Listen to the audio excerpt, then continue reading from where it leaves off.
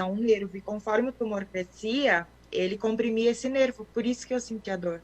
Então já era um aviso que eu precisava ter ido ao médico. Se calhar, se eu tivesse ido ao médico em abril, quando eu comecei a sentir as dores, talvez o diagnóstico seria o mesmo, mas o nível seria outro. Quando eu fui diagnosticada, o câncer já estava no estágio 3. O câncer costuma ter 4 estágios. O quarto já é metástase, já quando espalha para outras regiões do corpo, e o meu estava na personificação da doença, né?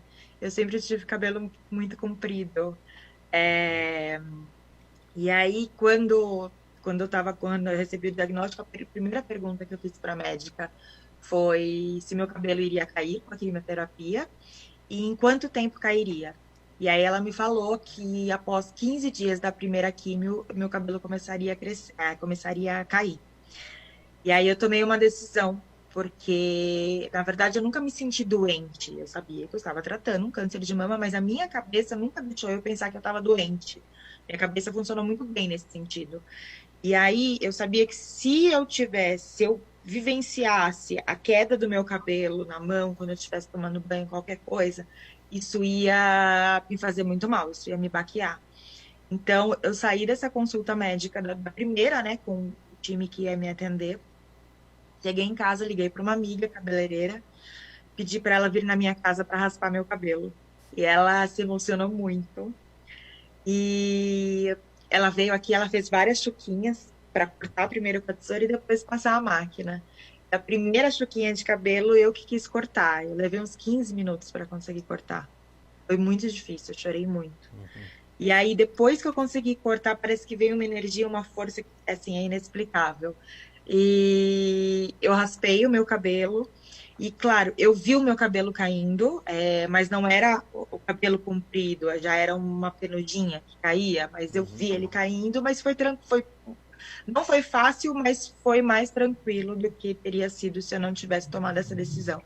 Eu doei o meu cabelo, mas quando o cabelo caiu de vez, aí caiu sobrancelha, caiu cílios, caíram todos os pelos do corpo, na verdade. Foi muito difícil. O processo de aceitação é muito difícil.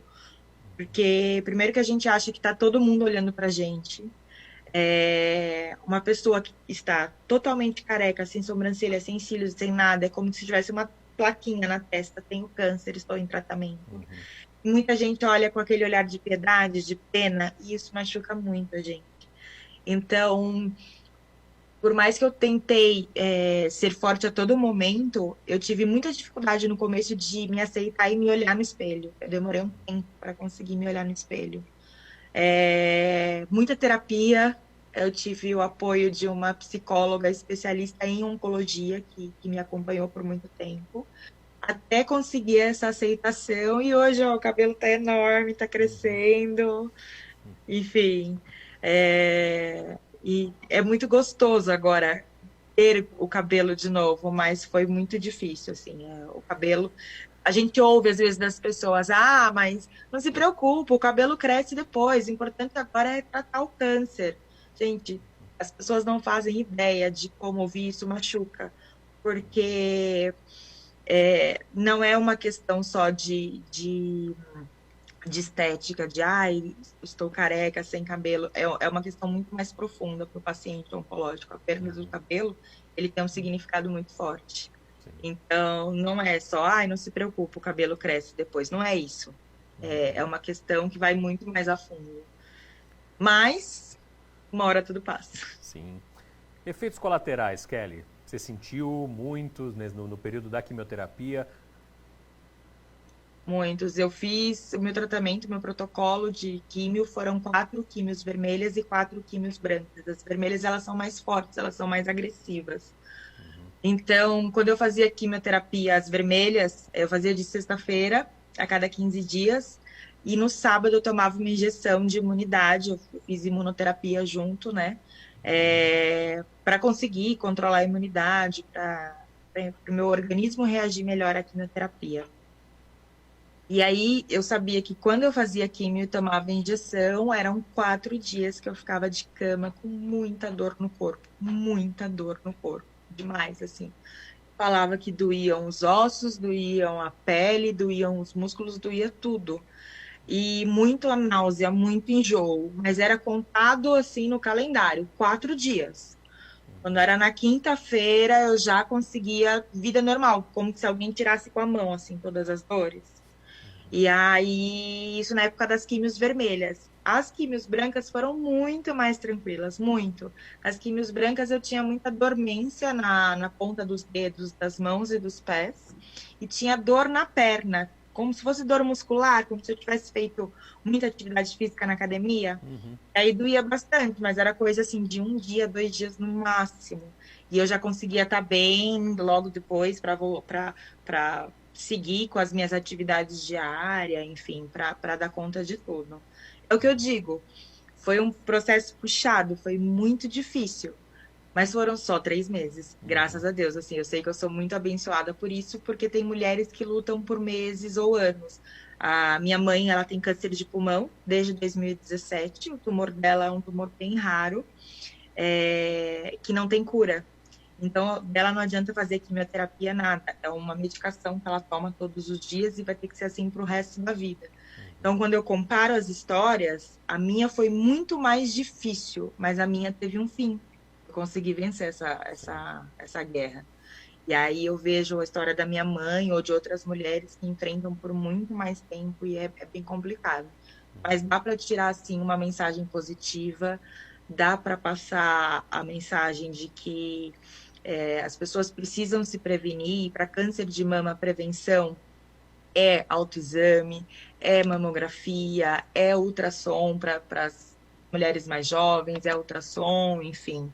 E quando é diagnosticado em casos iniciais, até mesmo no meu, que foi mais tardio, mas quando identificado o câncer em casos iniciais, a chance de cura é de 95%.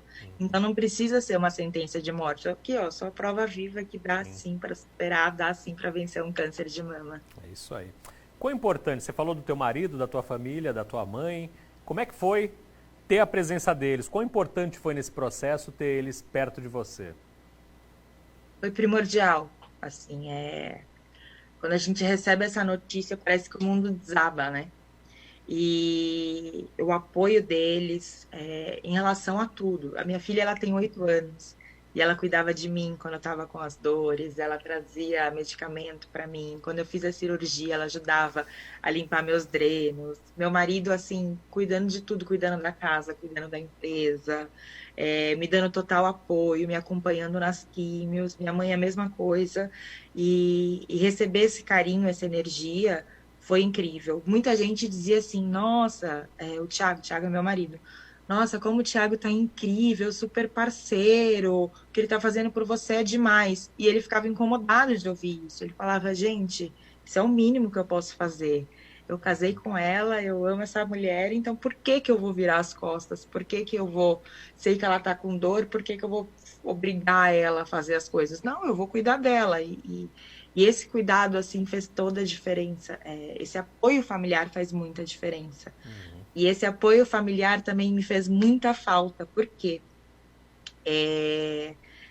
quando estourou a pandemia de coronavírus, eu estava terminando as quimioterapias. Então, o hospital começou com uma série de protocolos e eu tive que terminar sozinha todo o meu tratamento. Eu não podia ter mais ninguém comigo como acompanhante.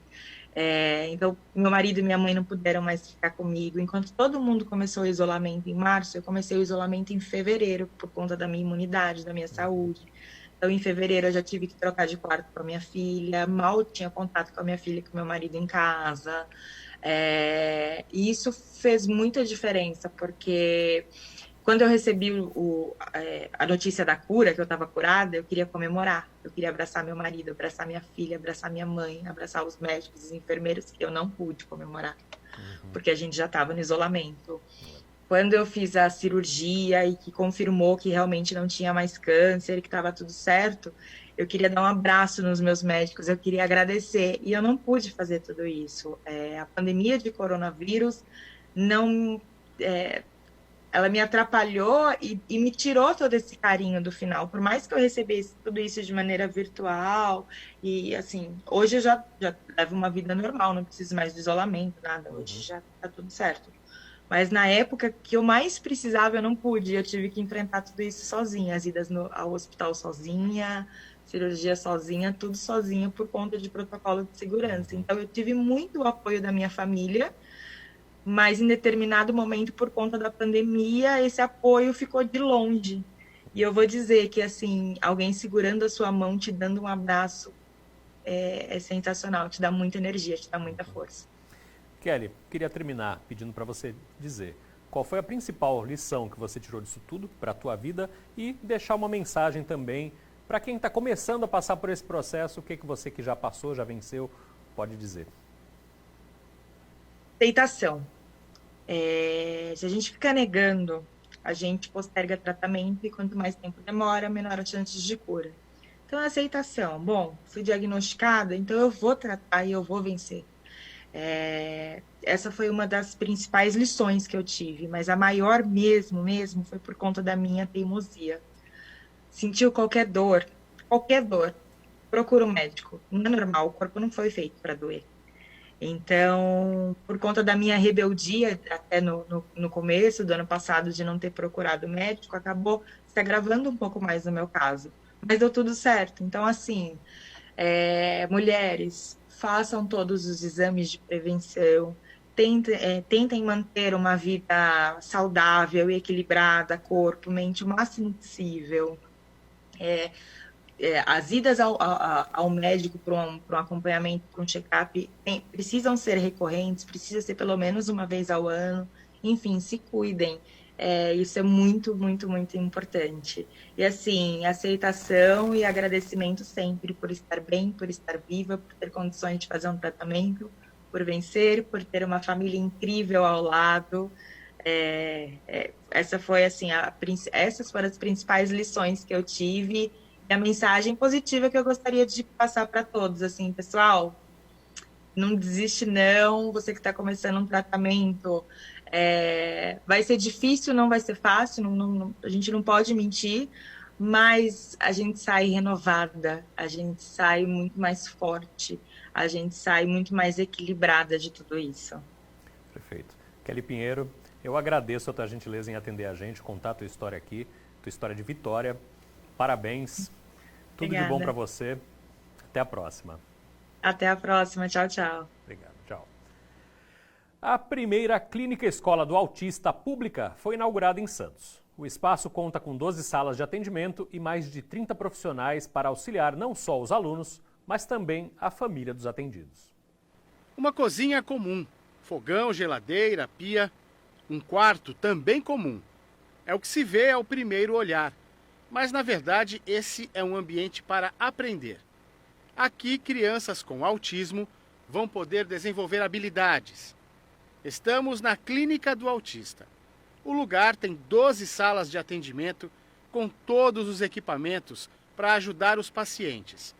A equipe conta com 30 profissionais de diversas especialidades. A clínica vai ser administrada pela Organização Social Santa Cecília, que vai dedicar toda a atenção ao desenvolvimento da qualidade de vida de toda a família.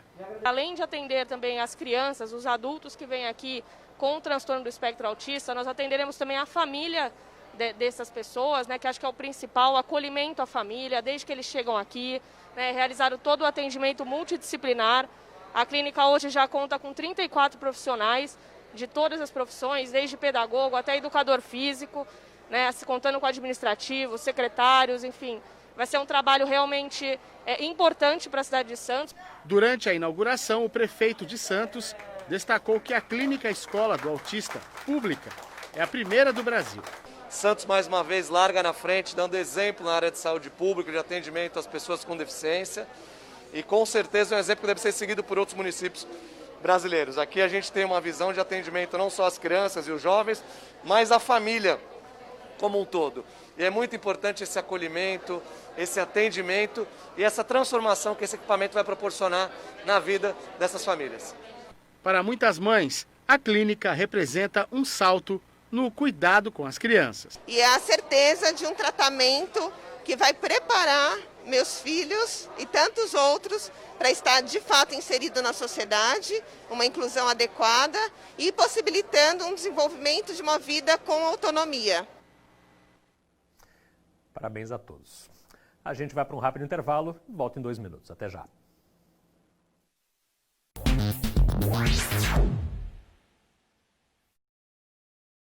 A nossa onda é te ver vivendo mais e melhor. É ter você curtindo a vida, sorrindo, abraçando, beijando, se movimentando tipo uma criança e, quem sabe, surfando. A nossa onda é ser o plano de saúde que mais cresce na Baixada. E você, qual é a sua onda? Blumed Saúde. A gente surfa na onda da saúde. Oi a todas as crianças, oi a todas as famílias. E olha só, vocês já viram que o programa foi sensacional. Quê? Você não viu o programa? Ai meu Deus, então corre no YouTube, porque tem todas as reprises lá pra você assistir, que está incrível. Se você não viu, você já não deve saber, né? Mas se você viu, você já sabe, então eu vou repetir aqui. O programa essa semana é Uma Volta ao Mundo. Sim, senhoras e senhores, cada dia um país, uma cultura, pessoas diferentes. Quer saber? Não vou contar mais nada. Eu te espero nesta quinta-feira, ao vivo, às 5 horas, aqui na Santa Cecília TV.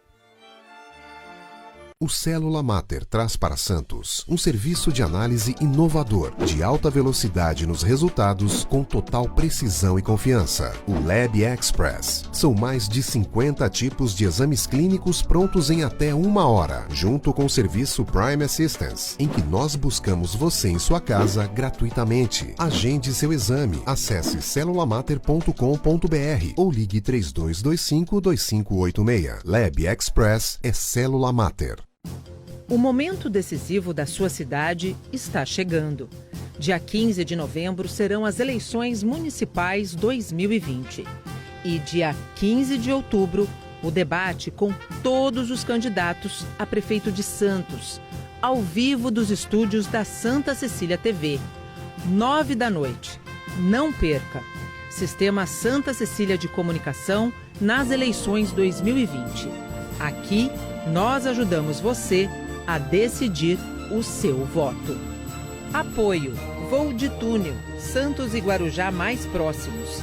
Acesse voodetúnel.com.br. Laboratório Célula Mater, Hospital Oftalmológico Visão Laser. Sua visão é o nosso sentido.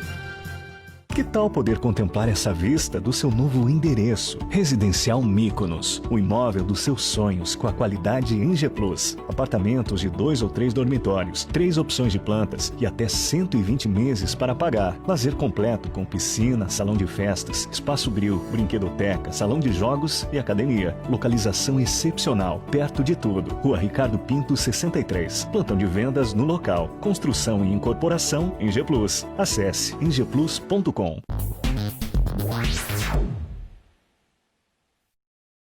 De volta. Foram anunciados essa semana os vencedores do Prêmio Nobel de Física. São 3 os cientistas contemplados, todos estudiosos dos buracos negros. Quem está aqui com a gente para falar sobre esse assunto é a Catarina Aidar, mestranda em astronomia da Universidade de São Paulo. Tudo bem, Catarina? Obrigado pela gentileza em atender a gente. Tudo bem, muito obrigada pelo convite. Talvez o grande desafio dos especialistas, em momentos como esse, seja conseguir traduzir em palavras que todos entendam, que eu que não entendo de física, que sempre fugi da física na escola, o que são os buracos negros enfim, o conceito por trás disso, né? Bem, os buracos negros, eles são objetos naturais, e eu estou reforçando isso porque, como a gente vai ver quando a gente falar um pouquinho mais diretamente sobre o Nobel, no século passado eles eram previsões teóricas e atualmente a gente realmente tem evidência da existência desses buracos negros. Então, o que caracteriza esses objetos é que eles são muito massivos, ou seja, eles são muito pesados, têm muita massa, e eles são compactos, então eles não são exatamente muito extensos. Dessa forma, eles são muito, muito densos, né? E a gente só consegue entender as leis físicas que descrevem um buraco negro considerando a teoria da relatividade geral, que foi proposta pelo Einstein. E nessa teoria, basicamente, a gente percebe que A presença de um objeto muito massivo vai distorcer o espaço-tempo ao redor dele. Então, a luz e os objetos que estão ali próximos dele vão sentir esses efeitos desse grande potencial gravitacional. Então, basicamente, duas estruturas que formam um buraco negro são a singularidade e o horizonte de eventos. A singularidade é um pontinho bem no miolinho dele, assim, bem no centro, e que, segundo a teoria, tem uma densidade infinita. E aí já fica um pouco mais difícil da gente pensar com a nossa cabeça, porque justamente, enfim, ali nos limites dentro do buraco negro, a gente não entende exatamente como que funciona a física, porque o espaço-tempo já está muito distorcido, é uma coisa, um cenário bastante específico e bastante extremo. E então, para além desse miolinho de densidade infinita, mais para fora, basicamente delimitando o tamanho do buraco negro, a gente tem o que a gente chama de horizonte de eventos. E o buraco negro, ele não é exatamente um buraco, né? Como foi mostrado numa das imagens aí que está passando, a imagem que vocês viram, um buraco negro com um disco e saindo um jato, ela na verdade é uma simulação feita pela NASA e pelo Caltech. E isso já mostra que ele não é um buraco no sentido de ser um furo, né? Ele tem uma geometria esférica, mas a gente chama ele de buraco porque tudo que chegar perto o suficiente dele vai acabar caindo lá dentro. Então, nessa imagem a gente está vendo, por exemplo, a matéria que está prestes a cair como se fosse escoando num ralo para dentro de um buraco negro simulado, mas a gente vê que ele tem uma protuberância, né? Ele é uma estrutura esférica. E a gente pode ficar tranquilo estando aqui na Terra que a gente não vai cair nesse buraco negro, porque o problema é só para quem estiver realmente muito pertinho dele, e o centro da nossa galáxia está relativamente distante de nós. Como então, por que a gente chama esse buraco de negro, né? Negro porque as coisas que ultrapassam esse horizonte de eventos, elas vão cair dentro do buraco negro e a gente nunca mais vai ter informação sobre elas. Então, mesmo a luz, que tem a maior velocidade que a gente conhece nas leis da física, quando ela cair lá dentro, ela não vai conseguir sair mais. E aí, a outra imagem que foi mostrada, que é uma grande descoberta do ano passado, que foi feita por uma colaboração internacional, que chama o Telescópio do Horizonte de Eventos, foi possível fazer o imageamento de um buraco negro. E a gente se pergunta, mas como é que a gente consegue tirar uma foto, né, entre aspas, não é exatamente uma foto porque é com infravermelho, mas como é que a gente consegue produzir uma imagem se esse objeto é escuro, se ele não emite luz? Mas a questão é que a matéria que está prestes a cair nesse buraco negro pode emitir luz. Se essa luz for emitida na direção do buraco negro, aí já era, a gente não tem mais informação. Mas se ela for emitida na nossa direção, ela vai viajar pelo espaço e aí ela pode ser detectada. Enfim, foi um grande esforço, foram 8 telescópios de grande porte atuando simultaneamente para conseguir produzir essa imagem, mas isso é mais uma das evidências de que os buracos negros de fato existem na natureza e não são só uma previsão teórica da relatividade geral. Como é que surgiram os buracos negros? É aí que tem parte da importância de metade do Prêmio Nobel, que o Prêmio Nobel de Física foi dado para 3 pessoas, e uma delas é o teórico Roger Penrose, que é um britânico, e nos anos 60, a partir das teorias da relatividade geral e das contas, da parte realmente mais matemática das equações da relatividade geral, a descoberta dele foi justamente a explicação da formação de um buraco negro enquanto uma consequência dessa teoria da relatividade. Então, os buracos negros eles podem se formar a partir do colapso de estrelas. Quando as estrelas elas vão morrendo, elas param de emitir a luz que elas estavam emitindo, e aí, dessa forma, a gravidade delas faz com que elas colapsem. Então, pensa que a gente tinha um objeto bem massivo, né, uma estrela, e agora, com esse colapso, ele vai ficar muito denso. Então, são os 2 ingredientes que a gente precisava para um buraco negro. E então, isso explica a formação dos buracos negros estelares. A gente sabe que esses buracos negros eles estão espalhados pela nossa galáxia, assim como a gente tem estrelas espalhadas, e essas estrelas que eventualmente forem muito massivas e morrerem vão ter esse destino. Mas a gente ainda tem muito o que descobrir sobre os buracos negros supermassivos, que são buracos negros que ficam no centro das galáxias e que aí, em vez de ter uma massa parecida com a de uma estrela massiva, eles chegam a ter massas de milhões de estrelas massivas. E aí a gente ainda não tem certeza se eles são consequência da junção de vários buracos negros de massas menores com outros tipos de objeto que foram capturando matéria, ou se eles têm algum outro tipo de formação mais anterior, né, mais no passado do nosso universo. Mas a gente sabendo como se forma um tipo de buraco negro, isso com certeza abre caminho para que a gente entenda como se formam os outros buracos negros, né? Legal. E a outra metade do Prêmio Nobel foi por um mérito observacional, em que a gente tinha 2 equipes independentes que estavam trabalhando na mesma coisa. A equipe da Andrea Ghez e do Genzel, que é uma americana e um alemão, e eles estavam em telescópios diferentes, ela num telescópio no Havaí e ele com um consórcio de telescópios europeus no Chile.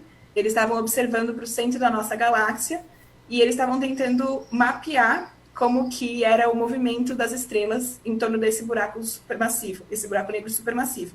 Que apesar da gente não saber exatamente qual que é a origem, a formação dele, a gente agora sabe que ele existe de fato no centro da nossa galáxia. Então, se vocês puderem passar os vídeos que eu mandei, o primeiro dos vídeos vai mostrar como que foi revolucionário o que eles tiveram que dar de zoom no centro da nossa galáxia para conseguir enxergar, de fato, o que está acontecendo naquele miolinho perto do nosso buraco negro, para tentar mapear, então, as órbitas das estrelas em torno desse ponto onde fica o buraco negro. Tá rolando o vídeo? Tá passando aí? Temos o vídeo. Então, dá para ver que vai dando um zoom, né? E no centro da galáxia foi necessário fazer a informação em infravermelho, porque, enfim, efeitos de poeira e coisas assim, para conseguir contornar isso. E então a gente consegue perceber que as estrelas estão dando voltas, e essas voltas, isso é uma coisa curiosa também, porque a gente consegue explicar, por exemplo, medir a massa do buraco negro e estimar a distância que ele está e coisas assim, basicamente por efeitos da teoria de Newton.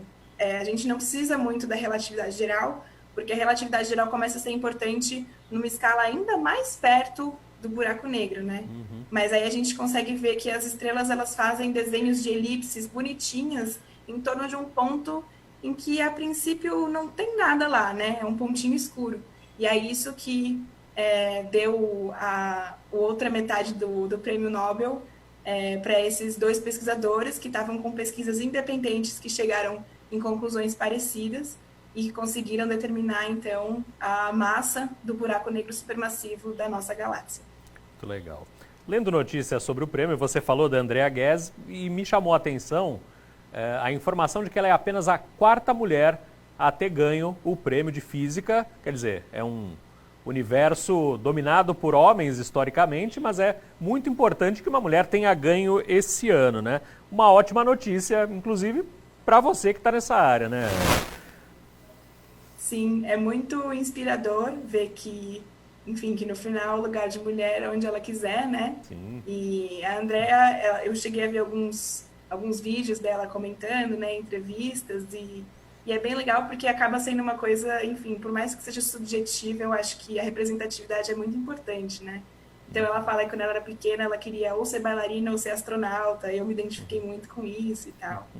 Mas eu ouso dizer que, enfim, por mais que seja muito importante que uma mulher tenha ganho, a 4ª mulher tenha ganho o Prêmio Nobel de Física, ainda tem muito trabalho pela frente, a gente ainda tem muitas mulheres muito competentes trabalhando, e existe um recorte que, enfim, ganharam 3 pessoas brancas, né? Eu acho que é um passo que a gente já está conseguindo que mulheres cheguem lá, mas eu vou ficar realmente muito contente quando uma mulher negra, de repente, for valorizada pelo trabalho dela e conseguir ganhar um prêmio desse porte.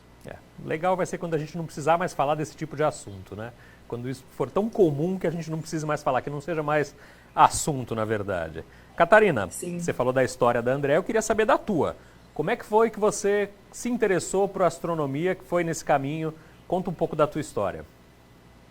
Bom, eu sempre gostei muito de olhar para as estrelas, de olhar para o céu, mas eu tive um professor no 2º colegial que me ensinou um pouco sobre justamente sobre a evolução das estrelas e sobre como uma das possíveis mortes delas é um buraco negro ou uma supernova, enfim, são vários fenômenos que, inclusive, você vendo as imagens, é uma coisa realmente muito fascinante. E outra coisa que me encanta muito é pensar que isso é o que existe independentemente da humanidade, né? A gente estando olhando para isso ou não, aqueles eventos vão continuar acontecendo, enfim, é uma coisa muito, muito maior do que as dinâmicas que a gente geralmente está acostumado na nossa escala, né? E isso me fascina bastante. As pessoas elas têm uma ideia um pouco romantizada da astronomia. Eu vou perguntar para você se isso é verdade. O dia a dia da ciência ela tem muito menos de telescópio e muito mais de números, de modelos numéricos do que as pessoas imaginam, né? Sim, em parte sim. Tem gente que trabalha só com essa parte, né, que são justamente os teóricos, como por exemplo Penrose, e tem gente que trabalha com a parte observacional diretamente nos telescópios e gente que usa as informações que vêm desses dados. Então, eu, por exemplo, no meu trabalho, eu trabalho com coisas observacionais, mas não sou eu que faço os pedidos de tempo. Geralmente eu uso um catálogo que já está feito. A gente tem que pensar que teve que ter toda uma equipe fazendo esse catálogo, né, trabalhando lá diretamente no telescópio. Então, eu acho que mesmo se de repente uma pessoa tem essa visão mais romântica, talvez, da astronomia, ela continua tendo essas oportunidades de trabalho em coisas mais técnicas e tal. Mas acho que uma coisa que mudou um pouco é pensar nas colaborações, que agora são muito mais amplas e internacionais. Para a gente realmente conseguir fazer uma coisa de grande porte, tem que ter a colaboração de bastante gente envolvida. Aqui no Brasil, como é que está esse apoio à pesquisa? Então, o cenário nesses últimos 2 anos está um pouco complicado, assim. Esse ano a gente recebeu vários cortes na CNPq, na CAPES, e agora também tem um projeto de lei tramitando que é uma ameaça para a FAPESP, que é a Agência de Fomento para o Estado de São Paulo. E, enfim, para a gente que trabalha com pesquisa, isso tudo é muito grave, e a gente sabe que, não só na astronomia, né, mas nas outras áreas também, a ciência é fundamental para conseguir desenvolver não só o país pensando no sentido econômico, porque isso também vem junto, né, com a tecnologia e todos os avanços, mas também no sentido social, no sentido educacional. A ciência é a saída para a gente sair do obscurantismo e, assim, a ciência ela não necessariamente está dizendo que as coisas são de um jeito e que o correto é isso. Ela só está dizendo que, isso aqui não bate. Então, eu acho que a ciência deveria ser um pouquinho mais valorizada no nosso país, inclusive porque a gente está vendo agora, por exemplo, esse cenário de pandemia. O que vai salvar a gente, o que vai produzir uma vacina, o que vai produzir uma cura, é a ciência, né? Então, ao mesmo tempo que eu acho que isso é super relevante, que deveria estar sendo valorizado, não é exatamente o que está acontecendo no nosso país no momento. Não é, definitivamente. Isso acaba provocando fuga de cérebros para outros países, né? As pessoas se cansam de patinar por aqui e vão para um lugar onde elas são valorizadas. Infelizmente, a gente continua aqui no mesmo jeito. Eu queria terminar falando das tuas áreas de interesse, onde você acha que você vai estar, onde você sonha estar daqui 10 anos, por exemplo. Bom, o meu sonho é trabalhar com o GMT, o Telescópio Gigante Magalhães, que é um telescópio que o estado de São Paulo tem o consórcio. Ele é com os Estados Unidos, Austrália, Coreia do Sul e Chile. Ele já está sendo construído no Chile. E ele vai poder trazer muitas inovações, assim, tanto no estudo de buracos negros quanto no estudo de outros tipos de objetos astronômicos, e vai ser algo realmente bem revolucionário. E, enfim, tem muitas coisas que a teoria já está avançando, mas que a gente precisa que a observação chegue nesse patamar também para ir comprovando e para a gente ir levando adiante. Então, enfim, fica aí também o meu convite para todo mundo que está assistindo, o pessoal aí de Santos, que se daqui a um tempo se interessar, porque ele realmente só está com previsão de ser concluído em 2030, mas é um projeto grande que eu acho que vai valer muito a pena e que vai ser muito importante para a ciência brasileira. Legal. Você tem alguma rede social em que você produza conteúdo desses estudos que você está fazendo, que você queira divulgar? Eu acabei de criar um Twitter, na verdade eu criei por causa dessa história do Prêmio Nobel, porque aí começou a bombar um monte de coisa de buracos negros, então eu fiz um Twitter com esse intuito de divulgação científica, @catastrofísica. E aí lá eu pretendo divulgar um pouco tanto do meu trabalho quanto desses outros trabalhos que são super fascinantes. Eu fico vidrada, acho tudo lindo. Catastrofísica. Isso. É isso aí. Catarina Aidar, obrigado pela gentileza em atender a gente, viu? Boa sorte aí na continuidade do teu mestrado e na tua carreira como um todo. Obrigado mesmo. Muito obrigada. Tchau, tchau. Tchau, até mais. No Brasil, cerca de 90% dos estudantes com deficiências e transtornos do desenvolvimento estudam em escolas regulares do país. Agora, um decreto presidencial que visa a valorização das escolas e as salas especiais, separando esses alunos, tem gerado polêmica e dividido opiniões. Bárbara adora se maquiar e quis ficar ainda mais bonita para aparecer na televisão. A mãe da menina de 11 anos, que tem síndrome de Down, visitou 6 escolas. Foram vários anos de procura até conseguir matricular a filha em uma unidade de ensino particular. Qualquer ensino ele tem que se adaptar para as condições do aluno, mas isso não acontece. Então as escolas sempre negaram. E é contra a lei. Isso é contra a lei, isso é crime. E para você provar? Você vai de escola em escola com um gravadorzinho e a gente fica minada. A cada escola que você bate na porta e encontra um não, você fica minada, você fica destruída. E quando a filha sofreu bullying, Denilze transferiu a menina para a única escola de educação especial do município. A Escola de Educação Especial ela tem o apoio do grupo da equipe multidisciplinar, TO, Fono. O TO da escola ensinou em 3 meses o que eu não tinha conseguido ensinar nos 7 anos de vida, nem eu e nem outros, pegar garfo e faca direitinho.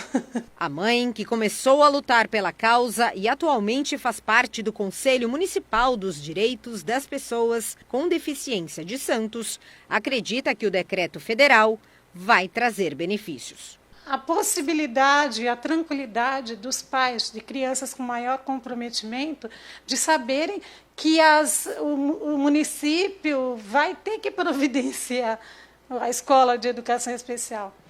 E eu acho que a verba que está sendo destinada, ela vem para reforçar, para estimular. Em contrapartida, o decreto assinado pelo presidente Jair Bolsonaro no dia 1º de outubro está sendo considerado discriminatório, porque abriria brechas para que as escolas passassem a não aceitar alunos com essas características. Entidades e parlamentares já se movimentam para tentar barrar a medida. O MEC informa que o objetivo da política é dar mais flexibilidade aos sistemas de ensino na oferta de alternativas como classes e escolas comuns inclusivas, classes e escolas especiais, classes e escolas bilíngues de surdos, segundo as demandas específicas dos estudantes. A coordenadora do curso de psicologia da Unisanta, Gisela Monteiro, acredita que o decreto é um retrocesso ao separar as crianças por classes devido à condição intelectual. Isso foi sendo desenvolvido, foi se estudando essas diferenças e compreendendo que a inclusão, ou seja, a mistura, as diferenças estarem todas juntas, as crianças com as diferentes características poderem estudar junto, conviver junto, partilhar das mesmas experiências, era muito, muito importante para os 2 grupos. O Live Santa Portal faz um break rápido, só o tempo de tomar uma água. Não sai daí.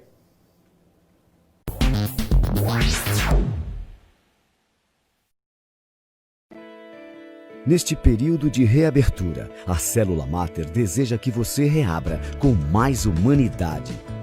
Renasça com mais amor. Ressurja com mais união. Retorne com mais cuidados. Renove com mais proteção. E realize com mais parceria. Afinal, a saúde não pode parar, nem você.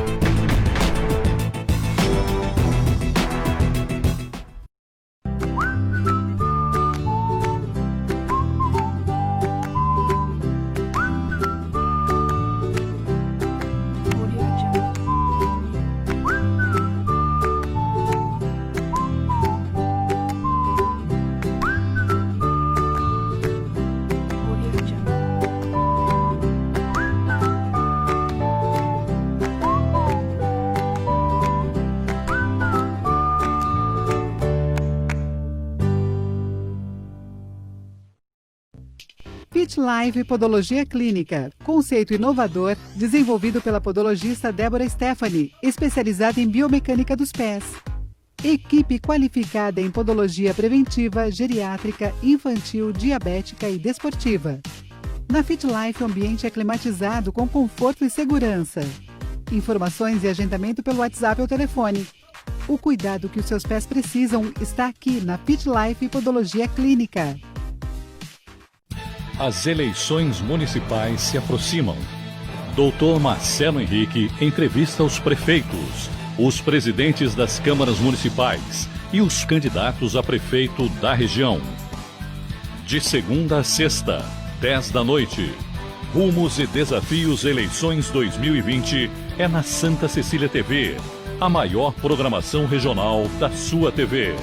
Apoio Laboratório Célula Mater, Box Progresso, Bless Logística Internacional, eficiência que gera eficácia. Litoral Plaza e Campos Santos, orgulho de ser aprendiz.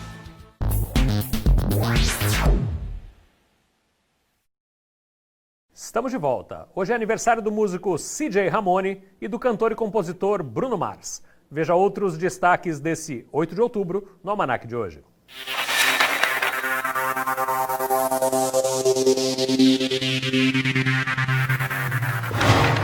Hoje é dia do nordestino, do asfaltador e para os católicos dias de celebrar Santa Thaís, santa nascida no século IV no Egito. Neste dia, em 1998, o escritor português José Saramago se tornava o primeiro autor de língua portuguesa a ganhar o Prêmio Nobel de Literatura. Nasceu em 8 de outubro o empresário Adolfo Bloch, nascido na Rússia e fundador da revista Manchete e da TV Manchete. Também fazem aniversário hoje o ator e comediante Chevy Chase, conhecido por comédias como Férias Frustradas. O também ator Marcelo Pitt, as atrizes Sigourney Weaver e Aldine Miller, o músico Royce do Cavaco, o baixista CJ Ramone, o ator e roteirista Matt Damon e o músico Bruno Mars.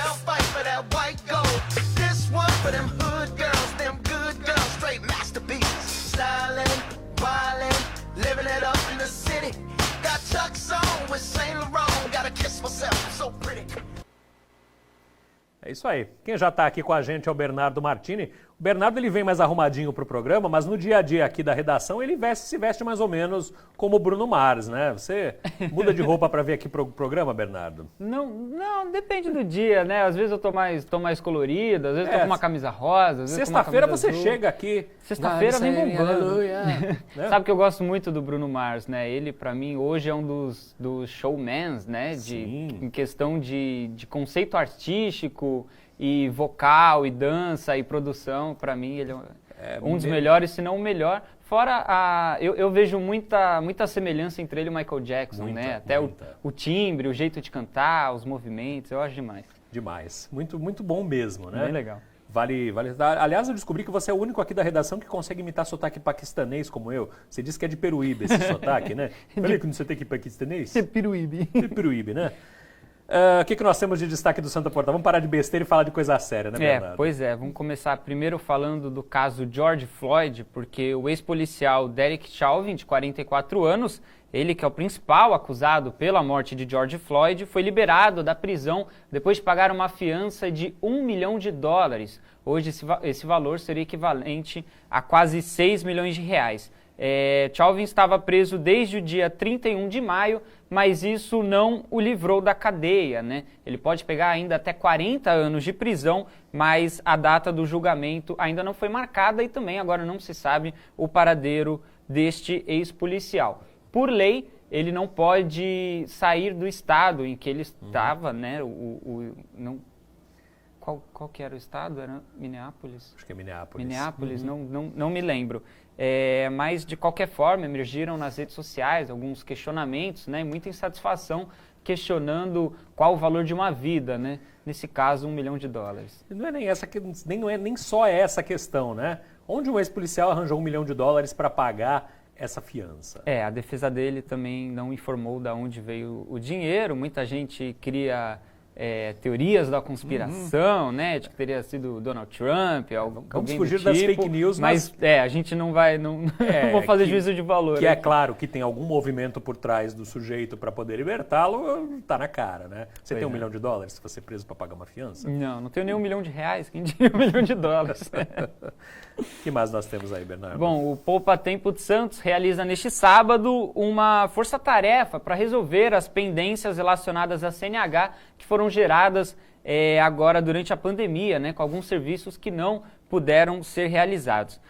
Para isso, vale lembrar que é importante realizar um agendamento prévio para não ter aquele problema de filas, confusão na entrada. Então, entra no site lá do Poupa Tempo e faz o agendamento. Entre os serviços que vão fazer parte do mutirão estão a primeira habilitação, adição e mudança de categoria, reabilitação e habilitação para pessoas com deficiência. Essa ação acontece da 1h às 5h, no sábado. É isso aí. Temos fake news hoje, Bernardo? A fake news de hoje é aquela nossa velha conhecida, né? O link no WhatsApp. Dessa vez, com a onda aí, pegando o gancho do Dia das Crianças, ela diz que a ReHap está dando 150 mil pacotes de presentes de Dia das Crianças, e para isso a pessoa tem que compartilhar o link no WhatsApp.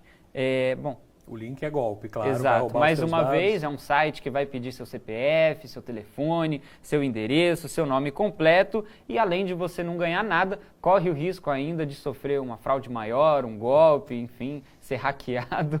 Sabe-se lá o que pode acontecer, né, Gustavo? Olha, eu acho que o único antídoto para fake news é a educação, é a inteligência, porque o mar de burrice é que faz com que as fake news sejam propagadas, Bernardo. Na verdade, para mim é aquela velha coisa. Quando é muito bom para ser verdade, talvez realmente seja muito bom para ser verdade. É uma fake news, né?